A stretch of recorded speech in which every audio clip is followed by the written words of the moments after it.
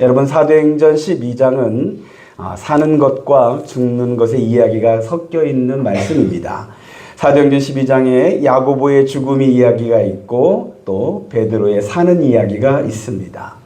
야고보는 왜 죽었고 베드로는 어떻게 살게 되는지 그 이유에 대해서는 성경에는 없습니다. 흔히 베드로를 더 사랑하고 야고보는 덜 사랑하고 그런 것 아닙니다. 그러나 우리는 사는 것과 죽는 것이 하나님의 뜻 안에 있음을 믿습니다. 야고보는 죽어 순교의 피를 쏟아 이 땅에 복음이 전파되게 하였습니다. 여러분, 순교 후에 복음의 부흥이 일어나는 현상들이 기독교 역사에 많이 나타납니다.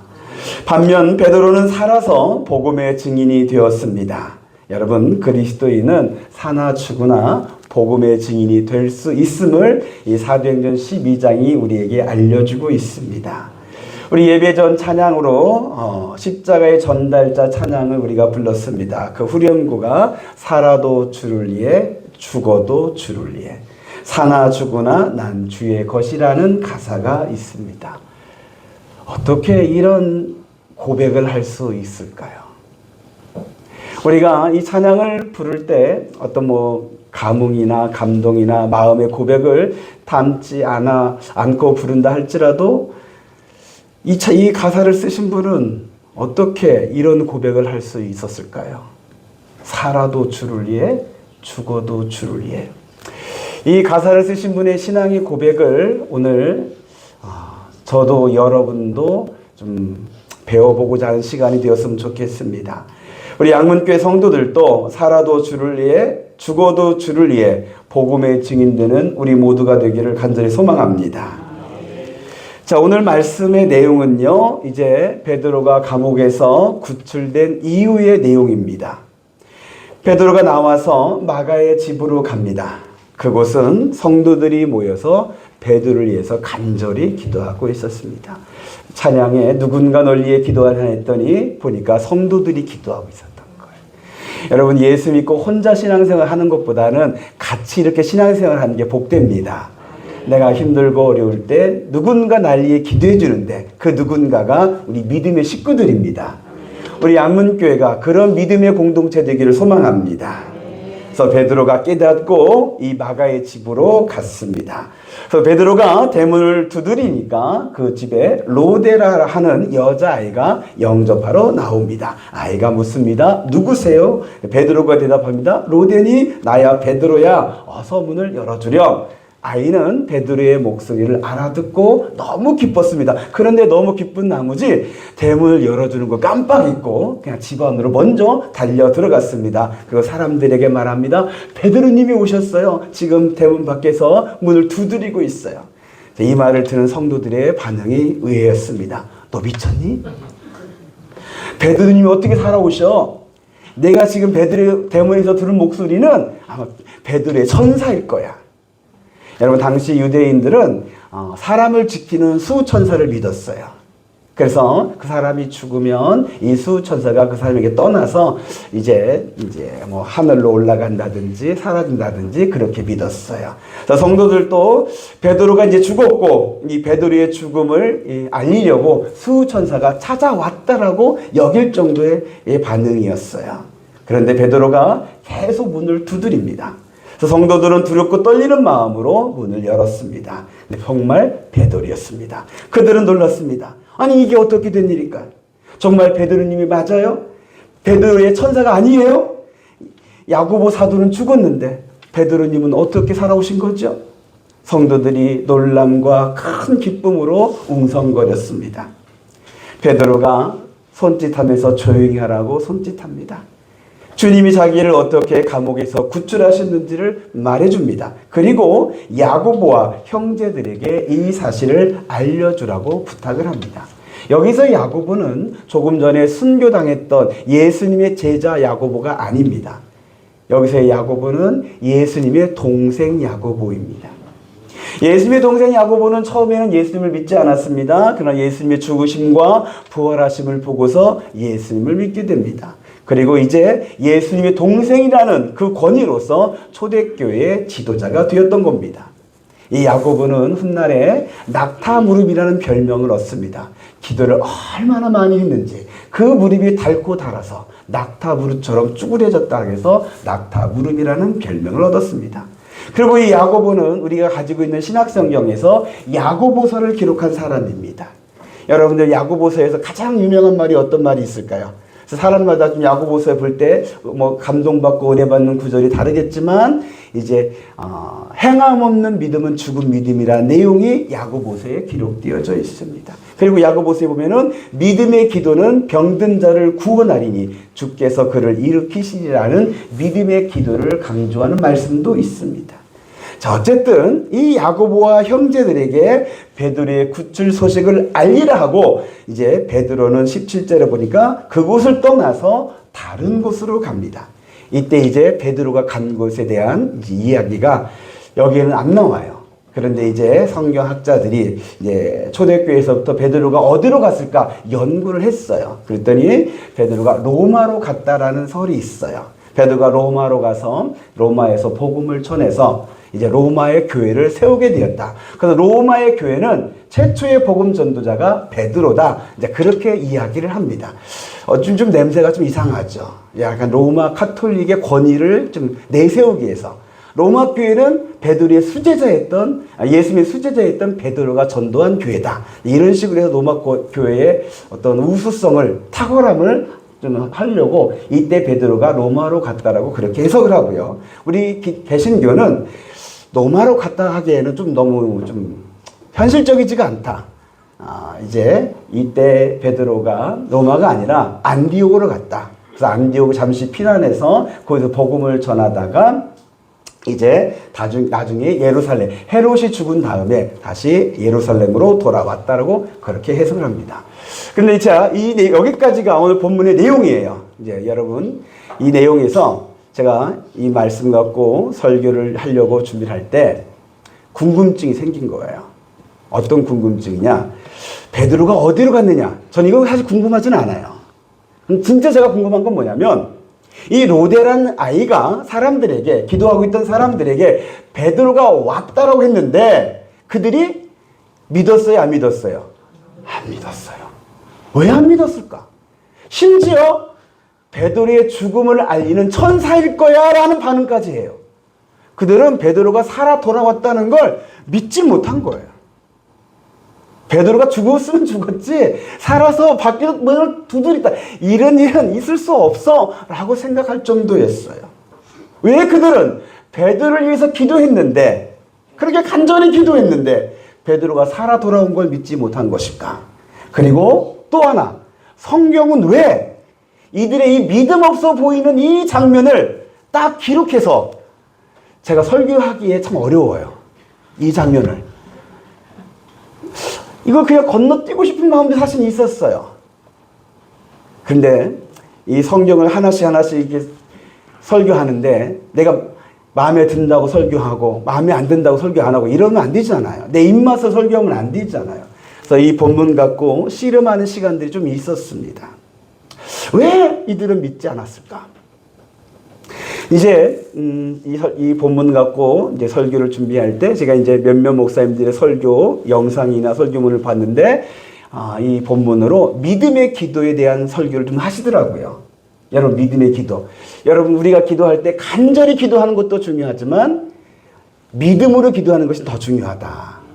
이제 이 부분을 이야기를 합니다. 맞습니다. 이거 맞습니다. 여러분 기도할 때 의심하지 말고 믿음으로 기도할 줄로 믿습니다.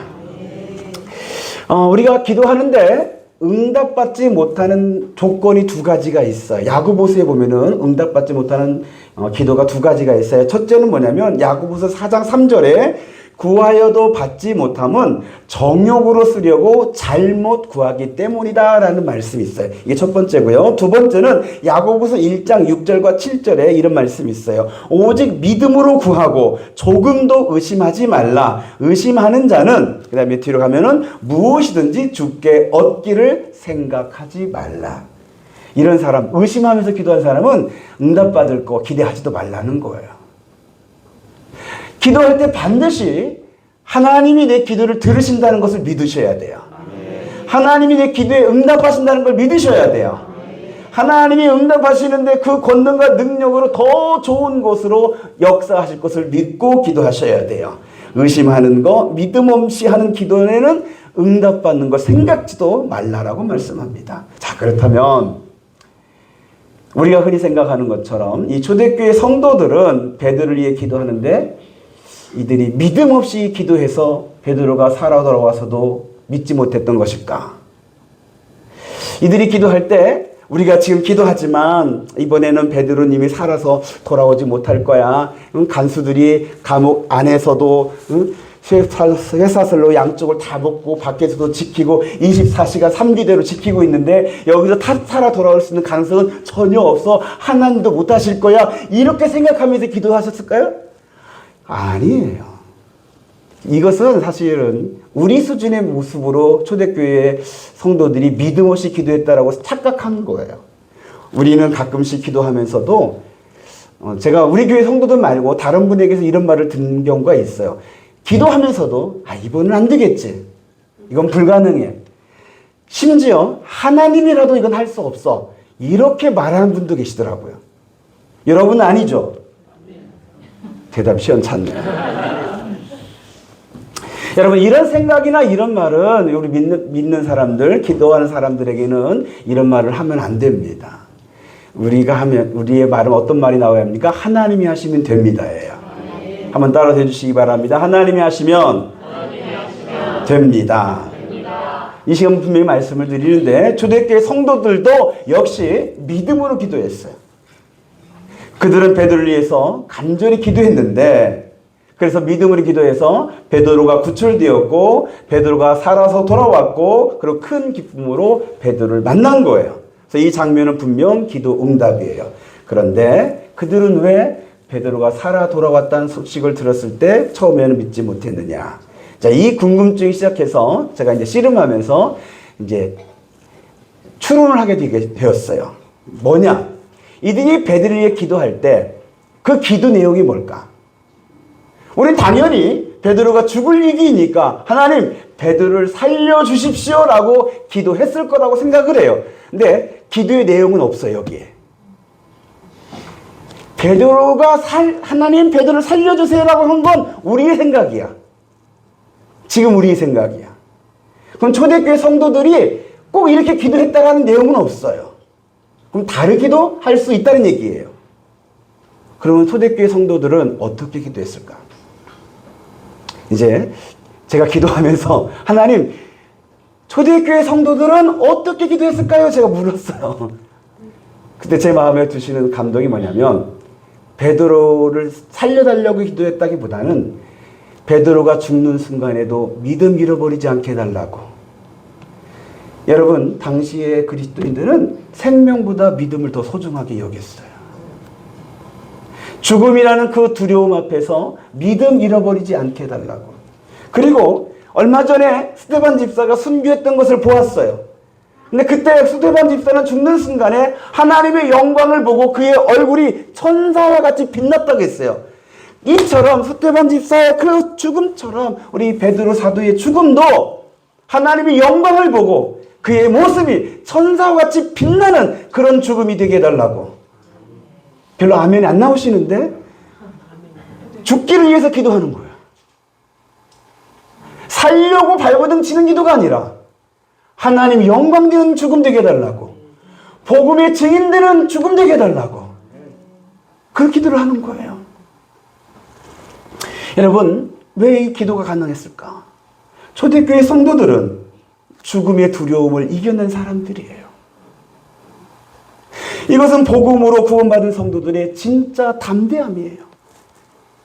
오늘날 우리가 사실 회복해야 할 믿음 중에 하나예요. 오늘날 우리는 믿는다고 하면서 예수 믿는다고 하면서 우리도 죽음의 두려움에 빠져 있어요. 죽기가 두려워요. 살려고 발버둥 치는 모습을 갖고 있어요. 물론 죽음의 두려움이요 본능적이에요. 죽음의 순간의 고통이나 죽음 이후의 내세에 대한 그 두려움이 있어요. 아담이 죄를 짓고 죽음의 두려움이 본능적으로 사람에게 있어요. 이것을 원죄라고 그럽니다. 근데 여러분 놀라운 것은 마귀가 이 죽음의 두려움으로 사람을 지배를 해요.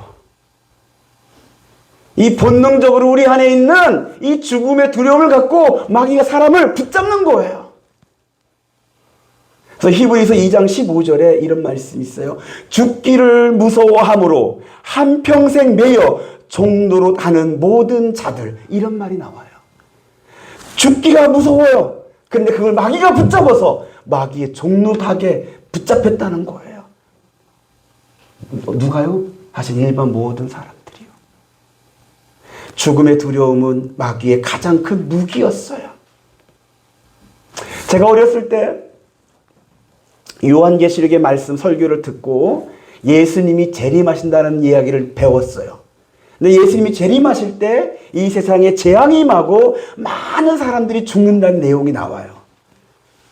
그래서 제가 그때 뭐라고 기도했냐면, 예수님 내 때는 말고 내 다음 때 재림하십시오 라고 기도를 했었어요.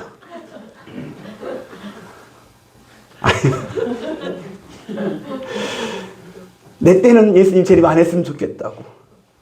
왜 그 죽음이 두려움이 예수님 어린 나이에 있어서 예수님의 재림을 반대했던 저의 모습이 있었어요.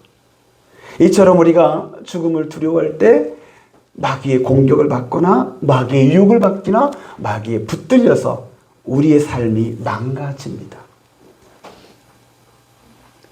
그러나 여러분, 예수 그리스도 안에서 죽고자 할 때 사는 길이 열리더라고요.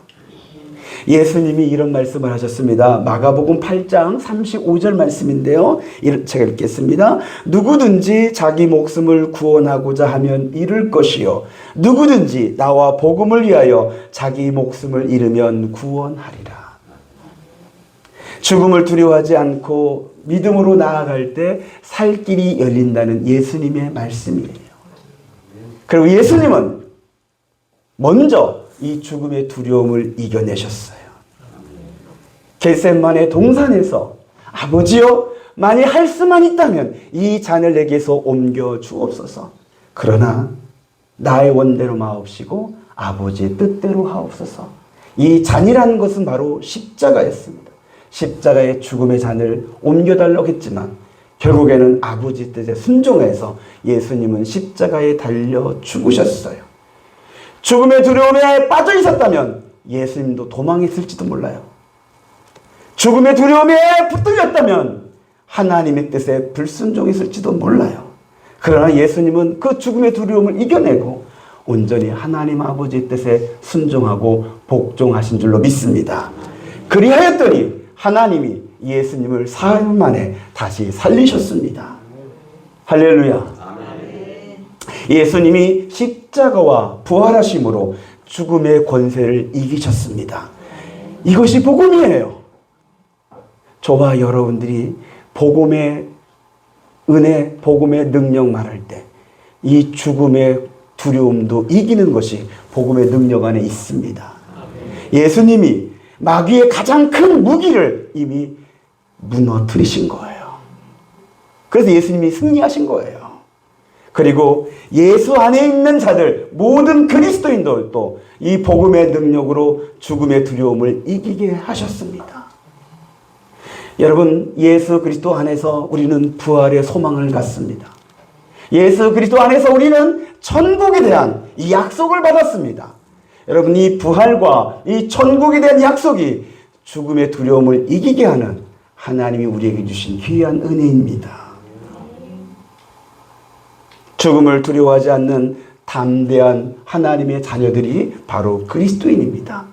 그래서 히브리서 11장에 그 유명한 믿음의 사람들의 이야기가 나옵니다. 히브리서 11장 35절과 38절의 말씀을 우리 다 같이 한번 읽어보겠습니다. 시작. 여자들은 자기의 죽은 자들을 또 어떤 이들은 더 좋은 부활을 얻고자 하여 심한 고문을 받되 구차히 풀려나기를 원하지 아니하였으며, 또 어떤 이들은 조롱과 채찍질 뿐 아니라 결박과 옥에 갇히는 시련도 받았으며, 돌로 치는 것과 톱으로 켜는 것과 시험과 칼로 죽임을 당하고 양과 염소의 가죽을 입고 유리하여 궁핍과 환난과 학대를 받았으니 이런 사람은 세상이 감당하지 못하느니라. 여기까지요. 이런 사람은 세상이 감당하지 못하리라. 이런 사람은 마귀가 감당하지 못하리라. 이것이 예수 그리스도를 믿는 사람들의 그리스도인의 진짜 모습이에요. 오늘날 우리는 죽음에 대해서 어떤 생각이나 어떤 자세를 하고 있을까요? 우리가 말로는 예수 그리스도의 십자가와 부활을 믿는다고 하지만 또 예수님으로 말미암아 우리가 구원받아 하나님의 나라에 들어갈 것이라고 믿는다고 하면서도 오늘날 우리에게는 죽음의 두려움을 이겨낸 믿음의 용사의 모습은 찾아보기가 쉽지 않아요. 십자가의 전달자 찬양을 가사를 쓰신 분은 어떤 신앙으로 살아도 주를 위해 죽어도 주를 위해라는 이 고백을 했는지는 모르겠어요. 그러나 복음에 기초한 신앙을 가진 사람은 이 죽음의 두려움을 이기게 되는 은혜를 받게 될 줄로 믿습니다. 어떤 분은 그리스도인이 구원받아 천국에 갈 것을 믿고 천국이 좋다고 하면서 왜 죽는 것을 두려워하냐며 우리의 신앙에 대한 의문을 품기도 해요.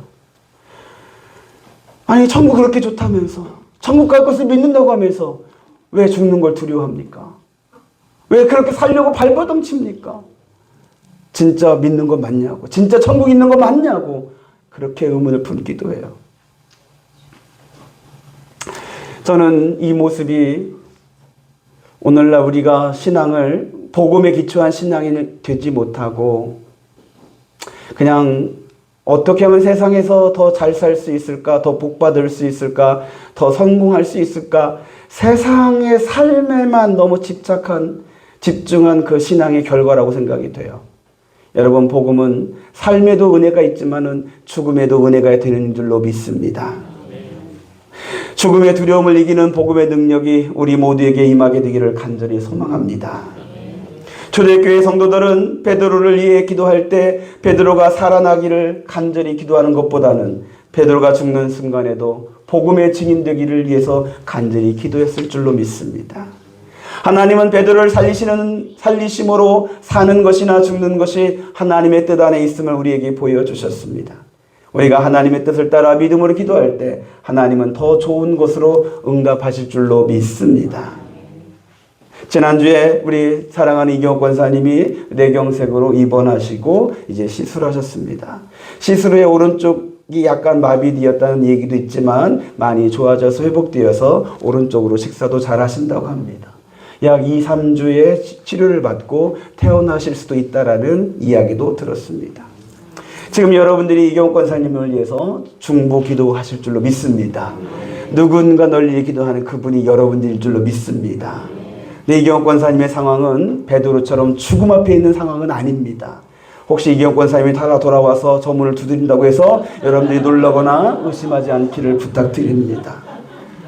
다만 여러분들이 권사님을 위해 기도할 때 권사님이 믿음 잃어버리지 않도록, 뇌경색이라는 그 심각한 병이라 할지라도 죽음의 두려움에 빠지지 않도록, 어느 한쪽도 마비되지 않고 온전하게 치유되어 건강하게 교회로 돌아오시도록 간절히 간곡하게 기도하기를 부탁드립니다. 특히 여러분, 지금 이 마을 주민들이요, 이경옥 권사님을 지금 주목해서 보고 있어요. 이 마을이요, 사실은 이경옥 권사님들의 친척들이 많아요. 한씨 집안이라 이경옥 권사님이 아무 집도 안 두드리고 막 들어가거든요. 왜냐면 그게 다 집안들이라 그래요. 근데 그분들이 지금 이경옥 권사님을 보고 있어요. 예수 믿는다면서 어떻게 저 병이 있는지, 예수 믿는 사람들이 저 병에서 어떻게 되는지 지금 보고 있단 말이에요. 우리가 더 간절히 기도해야 돼요.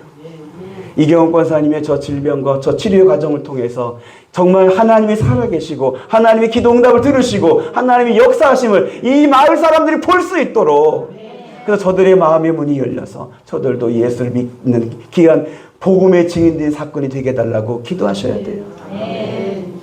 우리 이경옥 권사님의 이 질병과 이 치료 과정 속에 하나님의 어떤 뜻이 있는지를 모르겠지만 하나님의 선하고 아름다운 뜻이 이루어지기를 간절히 소망합니다. 그를 위해서 여러분들이 기도해 주십시오. 사랑하는 성도 여러분, 예수님이 십자가와 부활로 죽음의 권세를 이기셨습니다. 우리를 죄와 사망에서 해방시키셨습니다. 우리에게 영생 하나님의 나라를 약속해 주셨습니다. 이 복음의 구원으로, 은혜로 여러분 원죄 안에 있었던 죽음의 두려움에서 여러분들 이겨내시기를 바랍니다. 죽음의 두려움을 이겨내는 믿음이 우리 모두에게 이루어지기를 간절히 간구합니다. 그리하여 우리 모두도 이 시대에 살고 있지만 초대교회 성도들처럼 살아도 주를 위해, 죽어도 주를 위해 그렇게 사나 죽으나 우린 주의 것이란 고백하면서 복음의 증인들은 우리 모두의 신앙이 되시기를 우리 주 예수 그리스도의 이름으로 축복합니다.